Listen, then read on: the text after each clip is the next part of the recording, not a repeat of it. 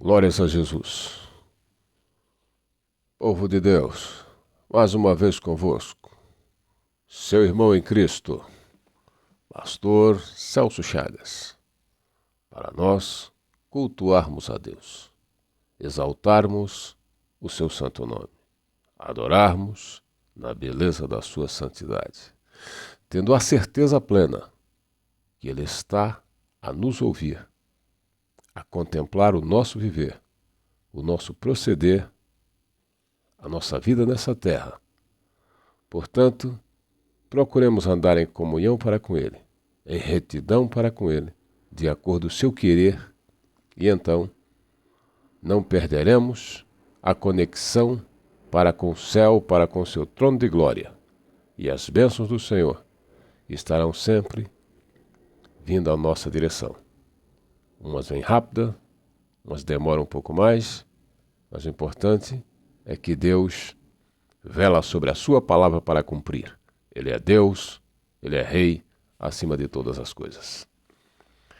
A Bíblia Sagrada, no livro do profeta Abacuque. Abacuque, capítulo de número 2 e também capítulo de número 3. O 2, capítulo 2, versículo 4, parte B. E o 3 é o 17 e o 18.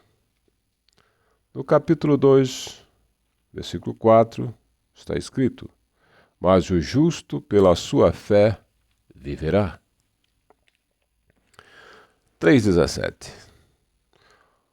Porquanto, ainda que a figueira não floresça, nem haja fruto na vide, que o produto da oliveira minta, os campos não produzam mantimentos, as ovelhas da malhada sejam arrebatadas, nos currais não hajam vacas, todavia eu me alegrarei no Senhor, exultarei no Deus da minha salvação. Glórias sejam dadas ao nome do nosso Mestre, do nosso eterno Redentor, aquele que é o autor e consumador da nossa fé. Primeiro versículo lido nos dá uma afirmação de que o justo pela sua fé viverá.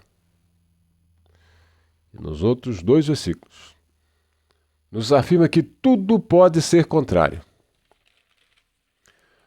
Pode as ovelhas ser arrebatadas da malhada, não ter vaca nos currais, não se produzir mantimento, produto da oliveira mentir, não ter uva, não ter nada, todavia eu esperarei no Senhor.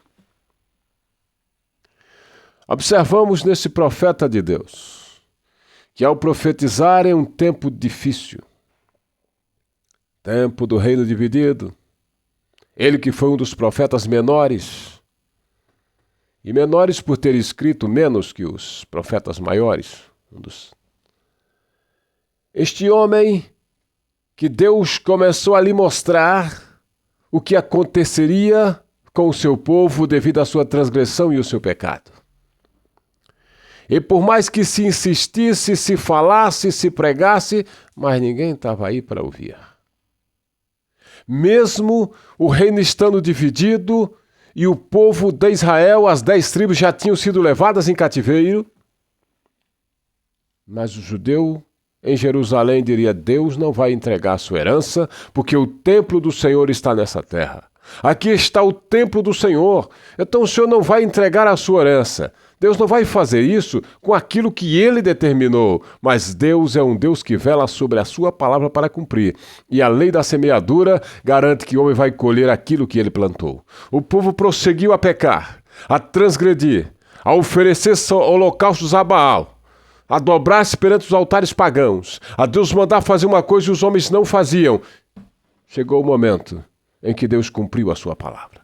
Mas antes de cumprir, Deus mostra para os seus servos. Deus usou Jeremias, mostrando para o povo: olha, eu coloco diante de vós o caminho da vida e o caminho da morte. Deus usou inúmeros outros, e aqui Deus está revelando para Abacuque e mostrando para ele, e ele transmitindo para o povo também não consegue aceitar, não consegue acreditar na mensagem que ele trazia para o povo, vinda diretamente de Deus. Mas o que chama também a atenção é o discurso de Abacuque. Pois um profeta paga um preço muito alto. Não é somente abrir a boca para falar bobagem. Muitos começam a profetizar, ainda hoje mesmo, dizendo que está vendo isso, vendo aquilo, profetizando aquilo que todo mundo já sabe. Isso não é ser profeta. Mas ele agora, recebendo de Deus a visão e preocupado com o que aconteceria com a sua nação, insiste com Deus em oração no início do seu livro, dizendo: até quando clamarei eu?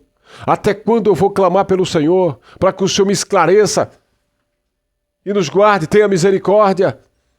E Deus então diz a ele: escreve, monta aí um outdoor, para quem passar a ver de longe, com letras grandes, o que vai acontecer.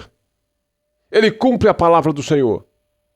Com certeza recebe inúmeros escárnios, zombaria, entra no descrédito dos religiosos formais. Mas ele prossegue na sua adoração a Deus e na sua convicção daquilo que Deus estava lhe mandando fazer. E ele, em meio a esse sofrimento todo, essa angústia toda, ele sabendo o que iria passar, ele afirma: porque o justo pela sua fé viverá.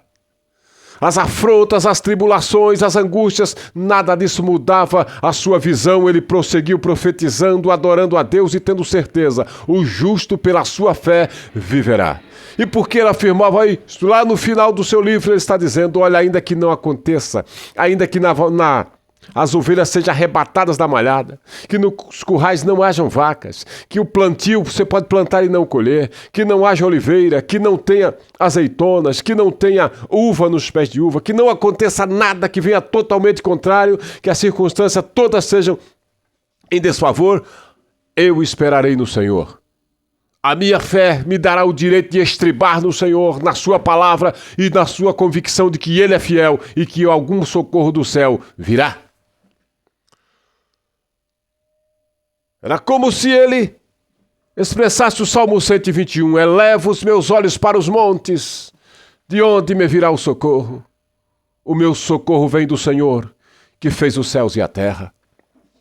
Em circunstâncias difíceis, como o Salmo 46, onde pode-se observar e ver, ainda que as águas rujam e se perturbem, ainda que as terras se abalem, ainda que os montes se transportem para os meios dos mares, ainda que tudo pareça contrário, tudo pareça que vai se destruir por completo, eu afirmo: Deus é Deus. E se Ele é Deus, Ele não vai se permitir ser escarnecido por ímpios homens. Mas por que então circunstâncias maléficas acontece com algum, como aconteceu no tempo de Abacuque e inúmeros outros, pela desobediência do homem para com Deus? Se alguém quer desobedecer a Deus, se alguém quer viver conforme o seu querer, viva, mas não reclame do Senhor. A Bíblia afirma que o ímpio por si se destrói.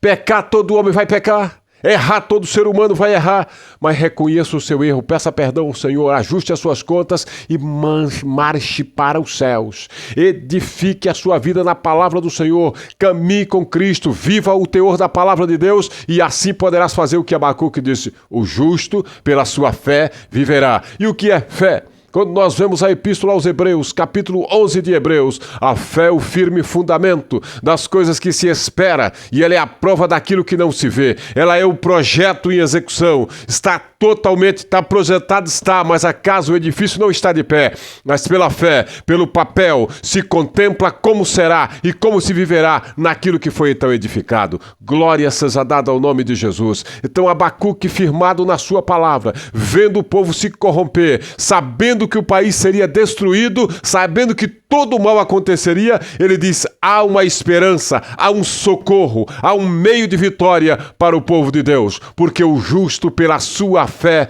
viverá. Louvado e engrandecido seja o nome do Senhor Jesus. Quantos que acham que viver pela fé é estar deitado na rede e dizendo que Deus tem que sustentá-lo, que ele é um profeta de Deus, que ele é o ministro do Senhor, que Deus cuide de providenciar a vida dele, que para isso ele foi chamado. E então sai infernizando nas igrejas, quer que um dê uma coisa, outro dê outra, porque trabalhar é o que ele não quer. Isso não é viver pela fé. Se você é um vendedor, você vai produzir o teu salário, vai conquistar o teu território. Não importa a área, se é corretor de imóveis, se é um tarefeiro predial, o que importa é que vai determinar: Deus, eu preciso de tal importância, vai à luta, Deus vai te dar saúde, capacidade para vencer, para trabalhar, para triunfar, a bênção do Senhor virá sobre a sua vida, nada vai te deter, porque tens um propósito de fé no seu coração. Há circunstâncias amargas? Sim. Dificuldades? Tem, todos têm, mas acontece o seguinte: Deus honra a sua palavra, porque o justo pela sua fé vive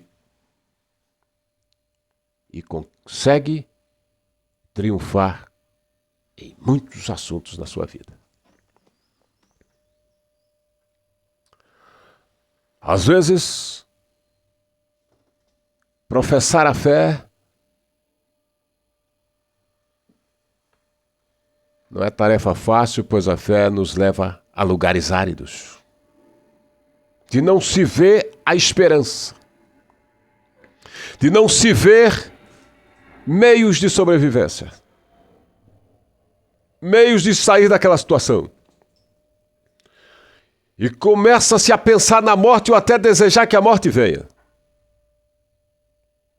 Mas nós precisamos viver a grandeza da palavra de Deus para não contrariarmos o discurso e a prática, para não sermos golpeados e tornarmos até praticantes da paralaxe cognitiva, que é a diferença entre o discurso e a prática.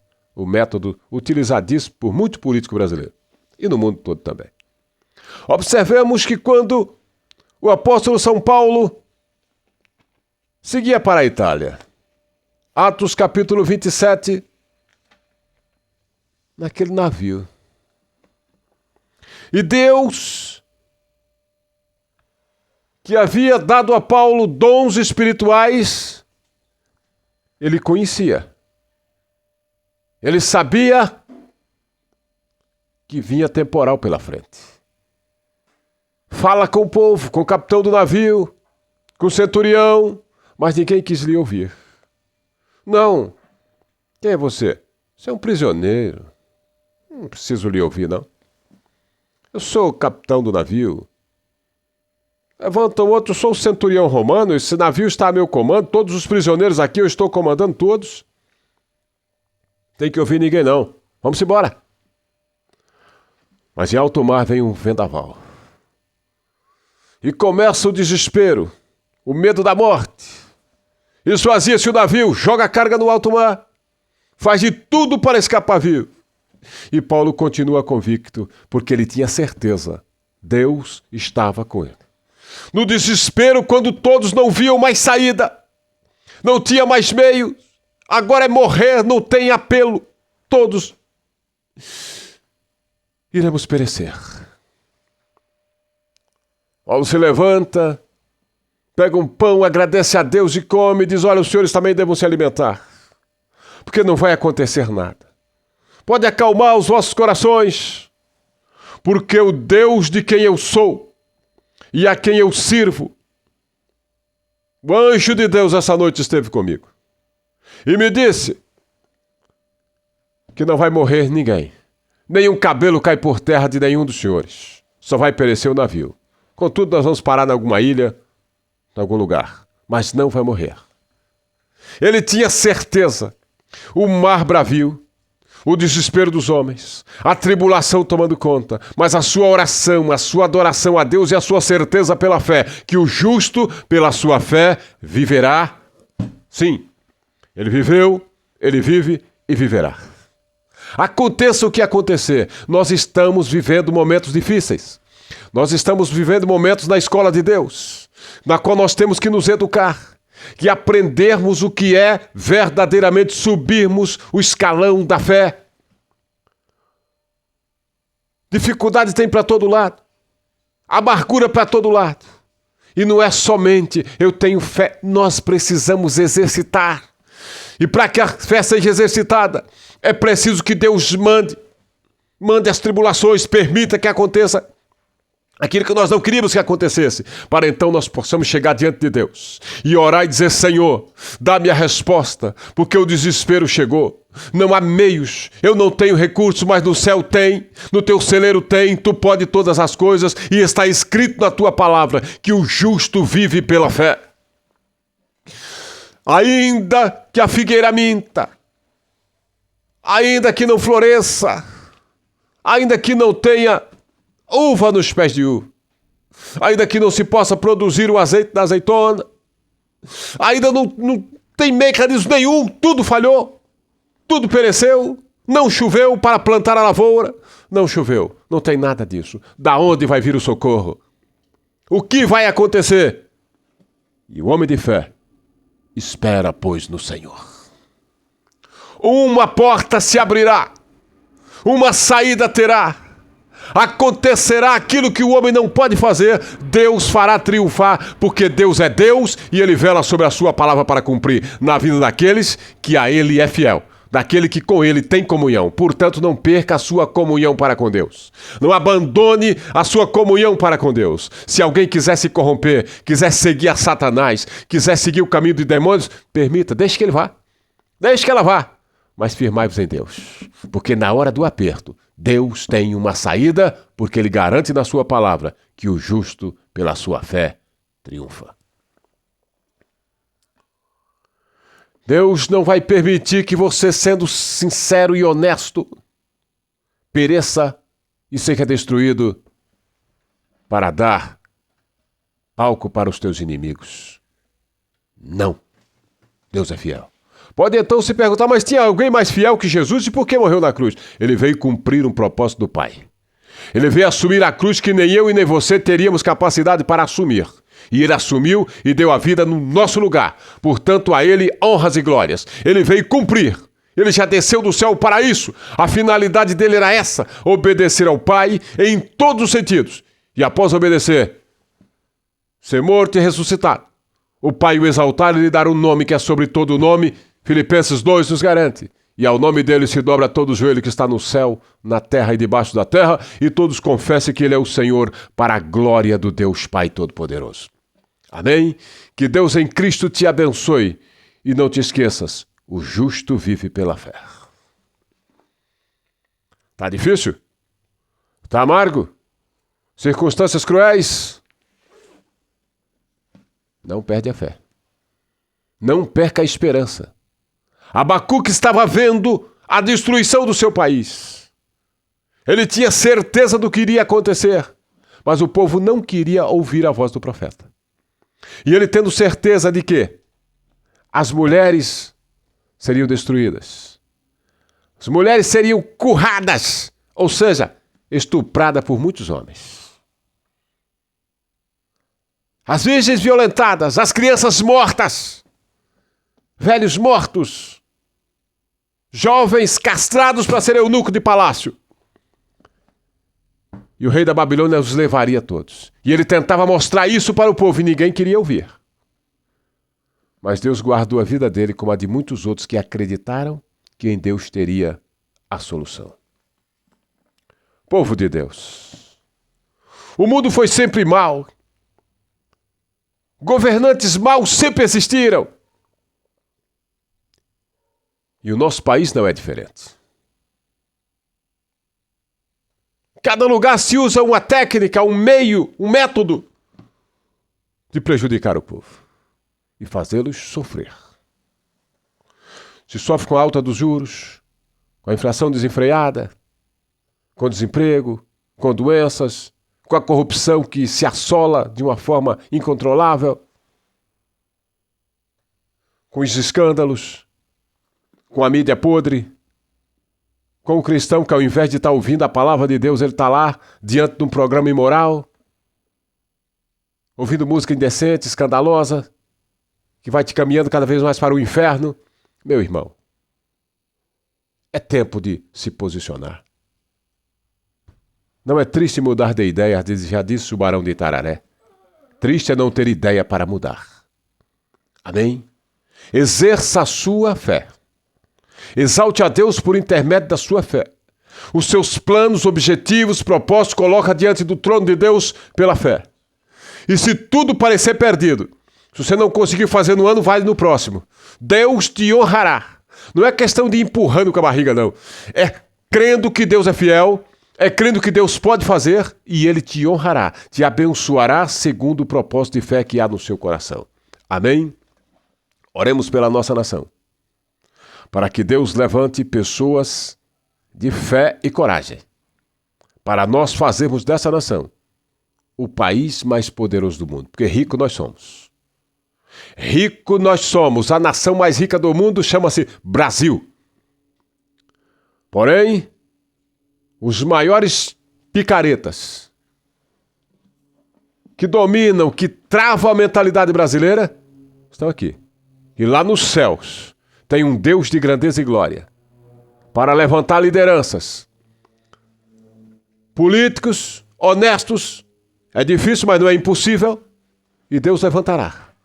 Lideranças nas igrejas, mestres, cátedras das universidades, tementes a Deus, para nós mudarmos a nação e o nome do Senhor ser glorificado.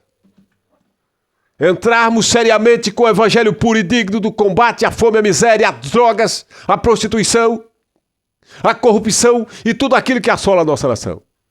E podemos mostrar ao mundo lá fora, e até nós também, que o justo faz um propósito de fé e Deus nos dá vitória segundo a fé que por nós é exercida.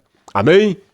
Glória seja dada ao nome de Jesus. Que tudo pareça contrário, firmamos em Deus. O comunismo não vai dominar a nossa nação. Está aí dentro, instaurado, mas nós vamos rechaçá-lo, destruí-lo, aniquilá-lo pelo poder da palavra, mas para isso não é somente falar. Nós temos que estudar, refutar essa tranqueira toda e nos firmarmos em Deus, segundo a fé, com conhecimento de causa, e assim nós vamos triunfar. Amém? Oremos ao Senhor, pela nação brasileira e pelas nossas vidas. Senhor Deus e Pai, no adorado nome de Jesus Cristo, eu te agradeço por pregar a tua palavra, sendo ministro do teu evangelho. Te louvo, exalto e glorifico. Pai eterno, no nome adorado de Jesus, adentramos a tua presença e eu digo, Deus, visita os hospitais, levando a cura, as cadeias, Pai, levando a liberdade. Às vezes o homem pode estar preso nas algemas, nas grades, mas o Senhor pode livrá-los, abrir o seu entendimento, então ele não estará mais preso. Será um homem que está nas cadeias, mas que está com a mentalidade livre, livre para triunfar. Deus, tu tens visto, o crime organizado governa de dentro da cadeia. Então, meu Pai, ele não está preso. Pai Santo, aquele que está lá dentro oprimido, abre o seu entendimento para a tua glória, para que possa pregar o teu evangelho e viver em novidade de vida. Meu querido Deus, libertando, abençoando e protegendo. Pai Santo, nas escolas onde estão as crianças, nas creches, Deus, leva ali a paz, levanta verdadeiros professores, compromissados com a verdade. Pai, Senhor, que ame os seus filhos, que estejam dispostos a renunciar em prol dos seus filhos, que são projeto de vida. Pai Santo, em nome de Jesus Cristo, abençoe essa nação, abençoando rica e gloriosamente aos psicólogos, aos psicanalistas, aqueles, Pai, que fazem um trabalho de amor, que querem libertar muitas vidas, que têm, Senhor, o desejo de transformar a mentalidade, Senhor, e fazer as pessoas terem nova condição de adorar, de viver em sociedade e de principalmente viver na presença do Senhor. Ó Deus, olha essa nação de um modo geral, abençoando, derramando poder, graça do céu, avivamento de Deus. Sempre irei insistir, Pai, derrama sobre nós o Teu Espírito, o avivamento celestial, para que a Tua glória, Senhor, tome conta dessa nação, que nós possamos expulsar os demônios, curar os enfermos, pregar a palavra e ter certeza que Tu estás manifestado na nossa vida, pregando essa palavra gloriosa e dizendo ao mundo que Tu és Deus, Tu és o Senhor, que é aquele que é poderoso nas alturas e que está aqui por nosso intermédio, fazendo um grande trabalho para a glória e louvor do Teu nome. Amém. Que Deus te abençoe, que o Espírito Santo te convença mais e mais. E até o nosso próximo vídeo, se Deus assim nos permitir.